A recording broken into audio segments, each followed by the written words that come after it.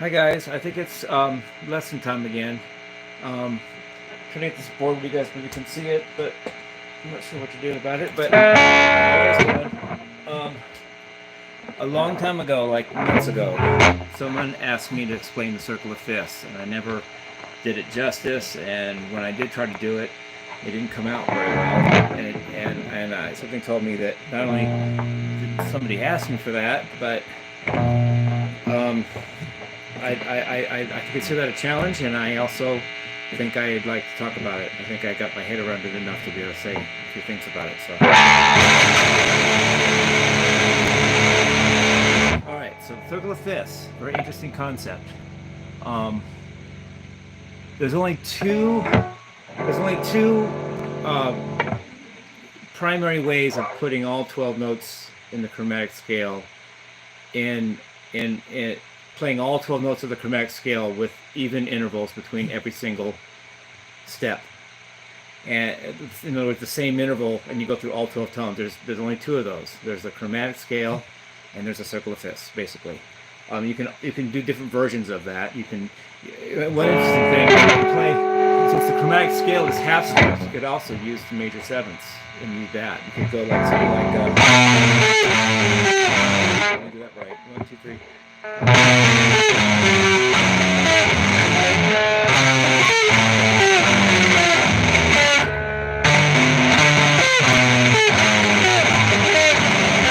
You can do a version of it where it's not actually half steps, but it's still the same.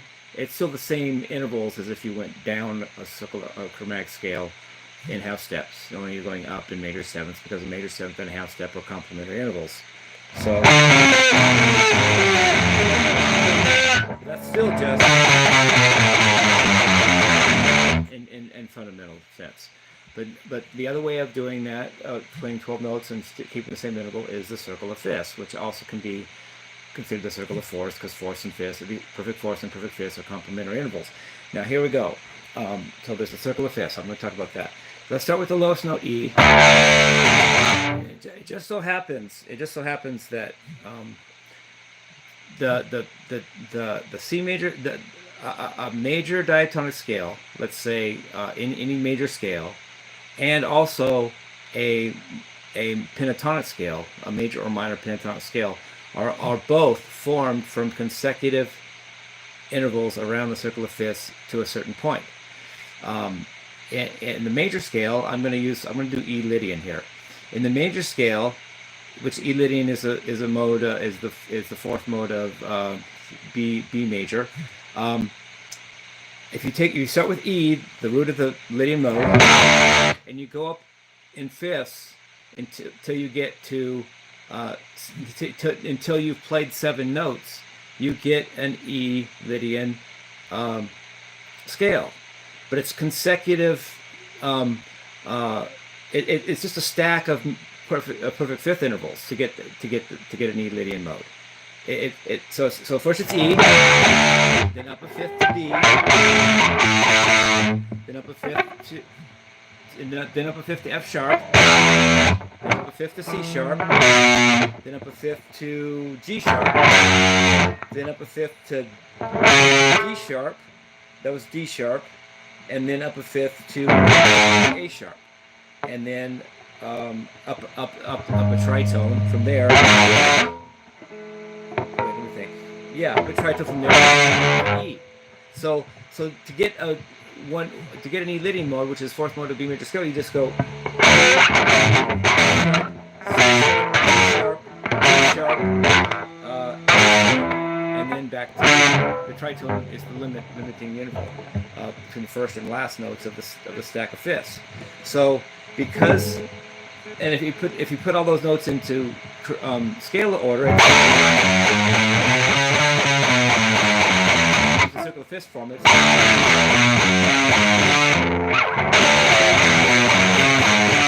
But the scale is formed from consecutive intervals of around the circle of fifths, stacks of fifths. And because of that fact, if you change the scale from, let's say, E Lydian to B Lydian, all you're doing is moving the whole stack up one step along the circle of fifths. So therefore, if E Lydian and B Lydian are only differed by one note because you just slid it across the circle of fifths, and the differing note is either a sharp or a flat of a half step, whichever way you go, and always just one sharp or half step, one sharp or flat, depending on whether you're sliding right or counterclockwise, clockwise or counterclockwise along the circle of fifths. Therefore, it can also, I hope you understand those. So you can also, therefore, let me give an example of that first. So I'm going to do B Lydian now, which is just going to slide everything up clockwise along the circle of fifths. Only one note's going to differ. In this case, it's going to be, one note is going to be sharp. So B Lydian will be an E Lydian with one sharp note because I went clockwise along the circle of fifths. So here I go. B, F sharp, C sharp, G sharp, D sharp, A sharp, F, and now the tritone down. So the only note that changed in that whole when I went clockwise one step along the circle of fifths is that the let me get this right here. The F in E Lydian you had an F sharp. It's E B F sharp. But now I'm going, now that I went clockwise. Let me think about this here. Let me think. I went B C. Yeah. F, right? B C D E. Yeah, F. Let me get this right here. E, F, G, A, B. To slide it up. Something else, it should be sharp. Let me figure this out. You had F sharp with the E. You had F sharp.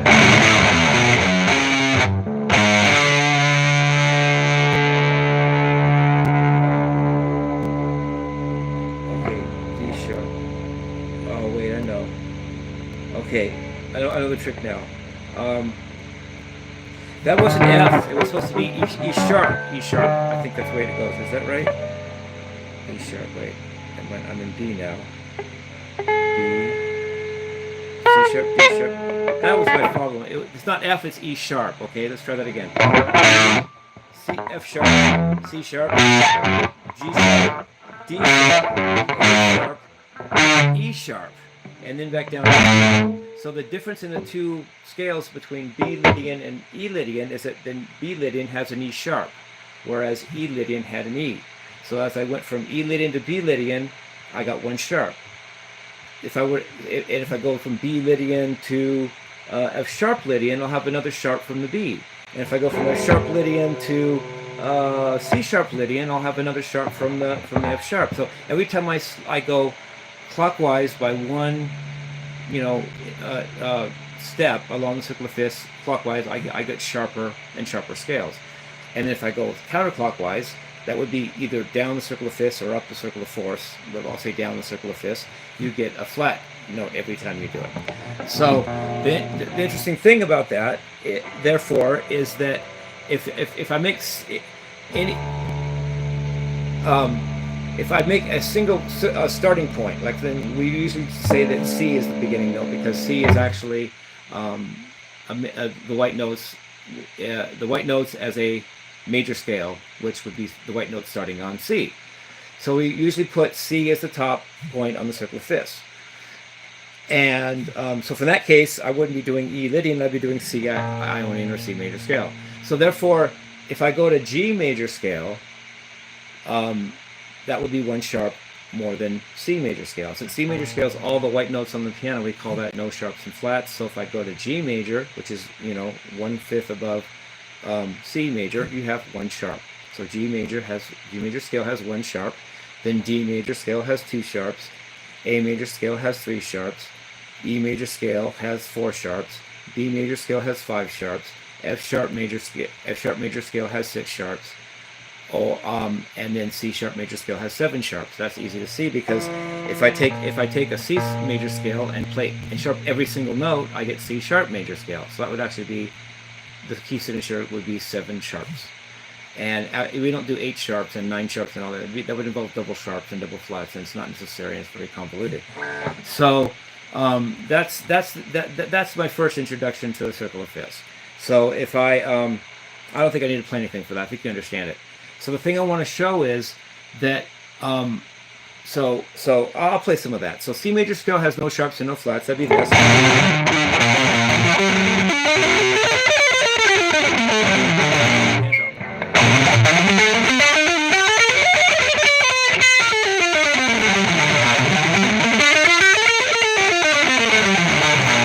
And then if I go to G sharp, I would have one sharp, and in this case the sharp would be F sharp. That's F sharp. There's one sharp in G major, and that's F sharp. Then if I go to D major, is that D major?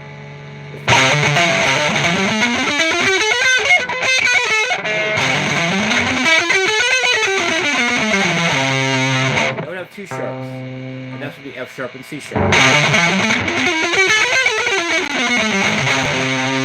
And then A major would have 3 sharps.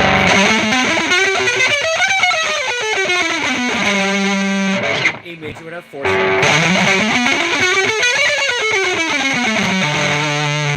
And then B major would have 5 sharps. And then A major, B, C, D, E. F sharp major would have 6 sharps. And then back to C sharp major, back to C sharp major, which would have 7 sharps.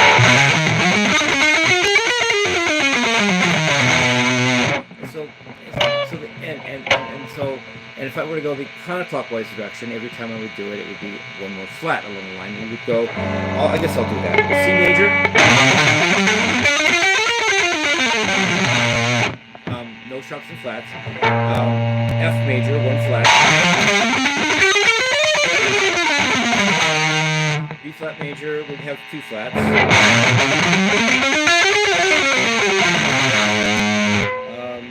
B flat major would have 3 flats.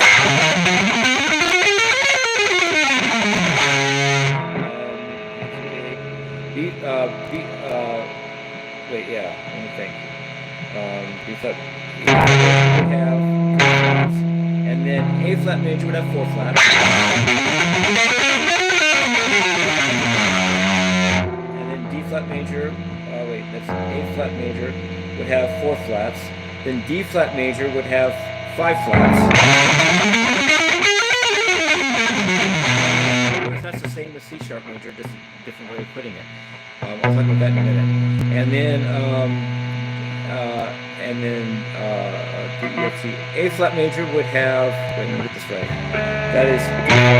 Let's see. Oh yeah, I get it. D flat major, D, E, F. G flat major would have 6 flats.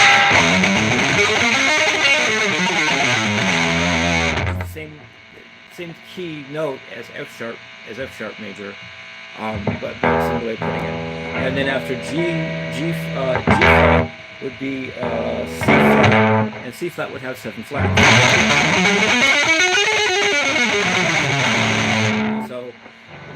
So now I've done 1 flat to up to 7 flats, and I don't do 8, 9, or 10 flats because that would involve double flats, and that's not good. So that's the gist of the circle of fifths as far as major scales goes. Except one more thing. There's 3 cases within. If you start with no sharps and flats and go 7 sharps, up to 7 sharps and up to 7 flats, there's going to be 3 cases where it's the same note gets 3 different possible key signatures, and that would be the first one would be C sharp and D flat. So D flat as in dog. So C sharp would be C sharp major, and D flat major are the same scale. But in C sharp major, there's 7 sharps. In D flat major, there's 5 flats. But guess what? 7 and 5 make 12. So whenever you have the same key with can be expressed in sharps or flats, the total number is 12. The sum of the sharps and flats is 12. because if you go 12 times around, you get the same. I just figured it out. So C sharp major has 7 sharps, whereas D flat major has 5 flats, but they're the same note. So C sharp major scale and D flat major scale are both, but yet one is in terms of sharps, which is 7 sharps. One is in terms of flats, which is 5 flats, like 7 and 5 make 12. And that's the first example of that, of enharmonic. They call it enharmonic keys. The next example I'm going to do the C flats. C flat and B. C flat major and scale and B major scale are the same note. But if you call it C flat major scale, there's 7 flats. If you call it B major scale, there's 7 sharps, but 7 and 5 make 12. So either way, C flat major scale and also B major scale is just the same, but the 7 and 5 number of sharps and flats in the enharmonic, 2 enharmonic versions add to 12. And the last time of doing it is in the key of F sharp major versus G flat major. Those are the same scale. Only in F sharp major you have 6 sharps. In G flat major you have 6 flats, but 6 and 6 make 12. So either way, F sharp major or G major, F sharp major or G flat major is just. Either way, that's either F sharp major or G flat major. And if it's F sharp major, there's 6 sharps. If it's G flat major, there's 6 flats, and 6 and 6 make 12. So that's the little rule. And if you did double sharps and double flats, you could actually keep going that way. You could say that if I were in G sharp major scale, I would have 8 sharps. But that's also the same as A flat major scale, which has 4 flats, and 8 and 4 make 12. But I'd rather not go into more than 7 sharps or more than 7 flats. It just gets obtuse. In the extreme case, you could say C major scale has 0 sharps and 0 flats, but B sharp major scale would have 12 sharps, but 12 and 0 make 12. Or you could say C major scale has no sharps and no flats, but D double flat major scale has 12 flats, but 0 and 12 make 12. But who wants to do that? Who wants to write a C major scale as 12 sharps or 12 flats when it's just no sharps and flats will be just fine? But the theory is still the same. I think you understand. So, and then one more thing that's left out, I think it's left out in traditional music theory about the circle of fifths, is they don't deal with the pentatonic scale as its own entity, and I do. So I'm going to do all I just did, only with pentatonic, and then maybe we'll be done, I think. It sounds good. So I'm going to do pentatonic now. People don't, since the pentatonic scale only has five notes in it, it's not as well to put on a staff because you have notes missing. But the same concept of going, a pentatonic scale is also a stack of fifths. Only instead of getting 7 notes total, you get only 5. It's actually the other 5. If the white notes of the piano make a circle of fifths that go from F to B, then the black notes would be a circle of fifths going from F, G, A, B, C sharp to let's see, what would it be? C sharp to E sharp. That all those black notes keys also are consecutive, a stacking of perfect fifths. If you look at it that way. So what I'm going to do to show that is I'm going to do this time I'm going to do an E major pentatonic scale, like I did E leading before. Now it's just going to be E major pentatonic, but it's still going to be a stack of fifths starting on the E. So to get an E major pentatonic scale, you start with E, then go to B, then F sharp, then C sharp, then G sharp, and then it's a minor 6 to E again. But it's a circle of fifths. And that would be an E major scale. An E major pentatonic scale would be 5 notes, all ordered in consecutive fifths. In other words, it's a stacking of perfect fifths. You only get 5 instead of 7 because it's a pentatonic. Now, what's interesting about this? So if I go, another way of putting that E major pentatonic scale is just to go. Sorry about that. Okay. Now the thing is that if I also do a slide with a pentatonic scale clockwise or counterclockwise around the circle of fifths, I'm only going to change one note, and it's going to be a sharp or a flat. And that's very interesting. So if I take B, as in boy, major pentatonic scale, it's going to have one more. Oh, but I goofed. Yes, I did. It's the opposite thing this time.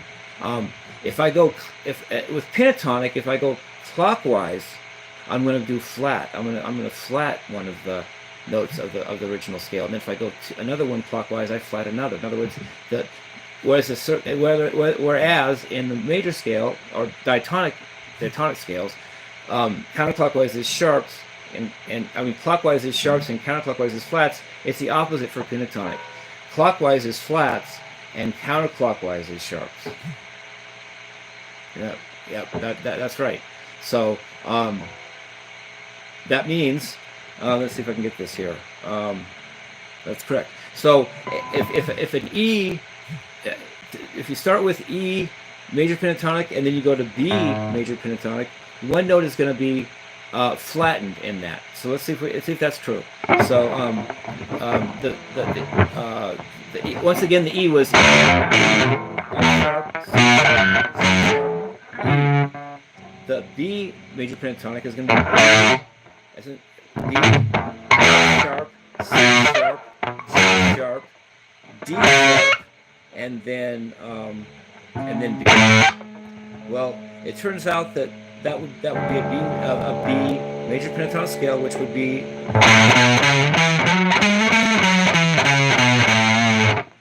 and that B major pentatonic scale it has one flat, one note that's flatter than the E major pentatonic scale, because I went clockwise around the circle of fifths, and that is and that means the flat direction.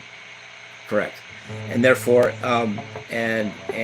therefore a sharp major pentatonic scale would have two more flats than an E major pentatonic scale. That's correct. So it would be F sharp, C sharp, G sharp, A sharp, and F sharp, and that would be the scale. And so you find that I'm going to demonstrate this a little bit too. That it still, when you take a pentatonic scale, major or minor, but I'm doing major this time. If you go clockwise, you're flattening one note each time, and if you go counterclockwise, you're sharpening each note. In the scale, one sharp each time you go around. Whereas in diatonic, it's clockwise is sharp and counterclockwise is flat. But pentatonic is clockwise is flat and counterclockwise is sharp. So it just is that way. I think that's interesting. People don't talk about that in music theory books, but I think they should. To demonstrate that, one last thing. I want to demonstrate that a little bit. Just fun. This time, if I have E major pentatonic, I'm going to call that C sharp major minor. I'm going to call it C sharp minor pentatonic for some reason, because that just makes it easy to play. All the open strings, all the strings on the guitar on the same fret make the minor pentatonic of the highest or the lowest note scale of a note that can be a root. So if I put my finger across the 9th fret, that's C sharp minor pentatonic, which is the same notes as E major pentatonic. What's funny about that, though, if I'm going to go up a fifth, I would go to G sharp minor pentatonic, and that would also be the same notes as B major pentatonic. I'm doing C sharp. I'm doing G sharp minor pentatonic. You can just work it out that note that scale is one flat. It is C sharp. It is one flat difference from the C sharp minor pentatonic scale. And let's just show that one time later. So a C sharp minor pentatonic scale is this. Whereas, and then the G sharp minor pentatonic is this. But if I were to play the C sharp minor pentatonic to show that it's differed by one flat or sharp away from the G sharp minor pentatonic, you'd see that C sharp minor pentatonic is this.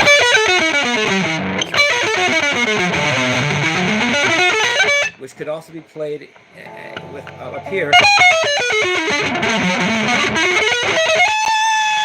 sharp minor pentatonic, but notice the difference. If I flat that E down to E flat, I then have a G sharp minor pentatonic scale. So it turns out I was right. That going from C sharp minor pentatonic to G sharp minor pentatonic flattens one of the notes. In this case, it flattens the E. It flattens the E down to E flat, and that will be a flat. And then if I go, and then if I go another perfect fifth up from that, I would get D sharp minor pentatonic, which will have two more flats than a C sharp minor pentatonic. And you can work that out. It would be the D sharp minor pentatonic. That's two flats. That's two flat. That's two flats more. Two flats down. Two flats away from a C sharp minor pentatonic scale. And one way of looking at that is C sharp minor pentatonic scale is this. In a position of up position is. But to flatten two of those notes, you then get a D sharp minor pentatonic scale. It really does work out that since you're sliding a pentatonic scale along either clockwise or counterclockwise along circle of fifths, each time you do that, if you slide it clockwise, you're getting flats. You flat the original scale, and if you go counterclockwise, you sharp the original scale. So there is a circle of fifths one step away, one sharp or flat away in the pentatonic scale, just like there is also in the diatonic scale. Let's just say here. Anyway, I'll just look at my things. So there you have it. I originally learned about the pentatonic version of the circle of fifths from listening to I was working on a Jimmie Led Zeppelin song. I think it was Good Times, Bad Times, and I just figured it out. Oh yeah, it's not the pentatonic scales get sharp or flat in one note too as you go one step along. One movement around the circle of fifths, clockwise or counterclockwise. So anyway, I think that's what I wanted to say about the circle of fifths. Let me think. Okay. I hope I answered. I hope I did this video well. And I think I covered everything I wanted to cover. Just for completeness, I'm going to do something. I'm going to do one more thing for completeness, because I did it with this major scale and I didn't do it with pentatonic. Let's say, you know what? I'm going to leave that up to you guys, but I could. I think I'm okay here. You just notice that. If you have anything else to say here, circle of fifths. I want to say one more thing. I was going to say this, but that's just a lot of theory. That's good. Theory is good. But I want to also explain how circle of fifths works in practical music theory. I almost didn't do this, but since you guys give me time now, I thought of this. Most chord progressions in tonal music are based on circle of fifths progressions. If I'm in A major, my main chords are A major, then D major, which is up a fourth, and I go back to A major. Next chord possible is in the key is E major scale, E major. That's a fifth up from A to A. So it's perfect fourth. Up a whole step, then down a perfect fifth. So the whole circle of fifths is good for actual making music. It's called 1, 4, 5. All those chords are consecutive notes and on a circle of fifths, and that's very interesting. It helps you make music from this. Even and then the next thing I want to show, it's true for minor as well.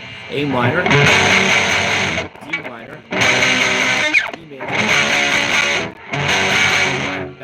That's the chords of an A harmonic minor scale.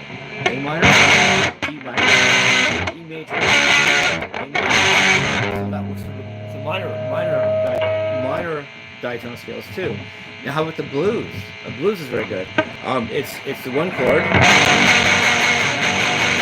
then the four chord, then the five chord, and the one chord. The only difference there is that in blues, each of the chords, they're called primary chords in the key, or dominant seventh chord instead of major or minor triads.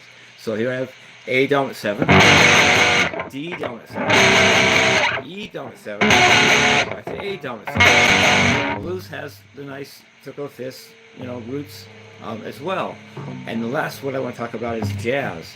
Jazz is seventh chords in a diatonic sense. So the main jazz progression is it's called the 2-5-1. So in A, the two chord would be B minor seven. Five chord would be E dominant seven, and the one chord is A major seven. That's still circle of fifths related. So it's B minor seven to E dominant seven to A major seven.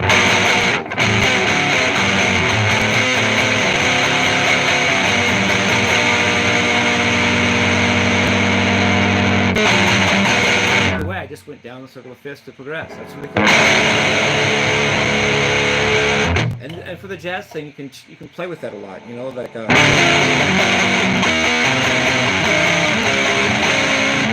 it again.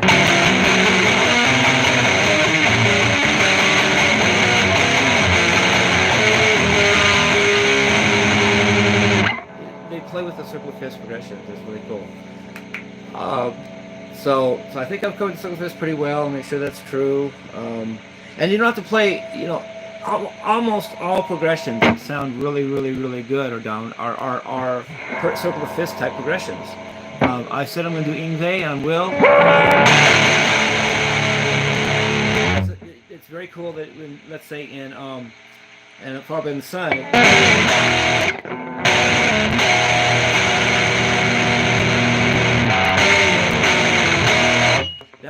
That's a circle of fifths. It's not circle, but fifth related root progressions. The first chord is C sharp major. Sorry. Be here. And then the second chord is F sharp minor. It's a fifth progression.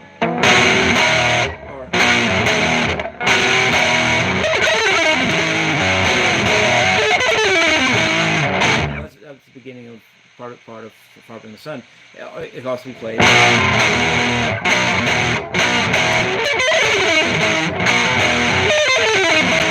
Like this.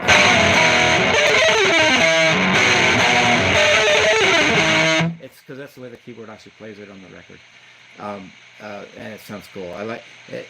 That it sets up it's a way of setting up a progression from 5 to 1, and so it would be C sharp major. Sharp minor. You can move that around.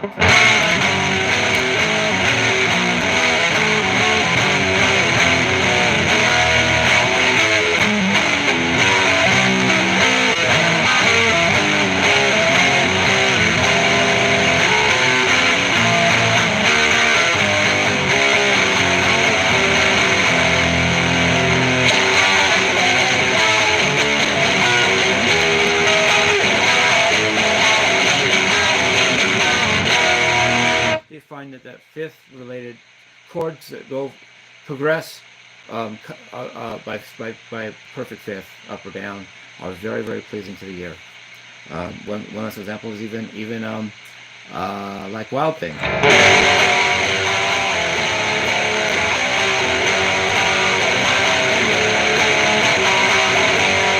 That's A major. There's D major and E major. Well, they're all consecutive along the circle of fifths. Sounds good.